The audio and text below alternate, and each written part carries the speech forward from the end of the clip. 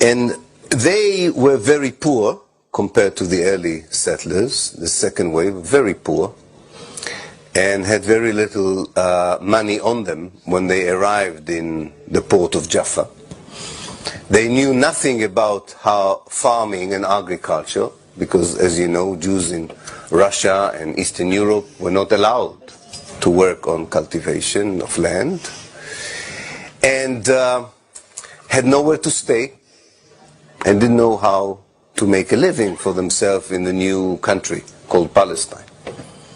So they were very lucky that the local Palestinians hosted them, offered them a place to sleep, a little bit of food, and when they stayed long enough, also taught them how to cultivate the land and how to shepherd the herds and how to become sort of children of the new country.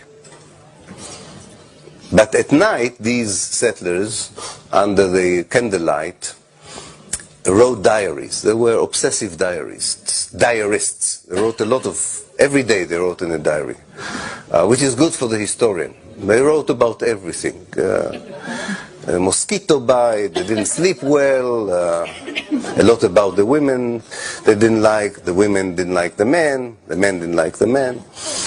But there is nothing that escaped the diary. And in those diaries, in those entries to the diaries, they write about their greatest disappointment to be in Palestine. The main disappointment was that the place was full of foreigners. Especially those, of course, who hosted them. They were the main foreigners. And they were saying in their diaries, and I'm staying tonight in the house of one of these foreigners. And you have to understand this mindset. The mindset is, and hasn't changed.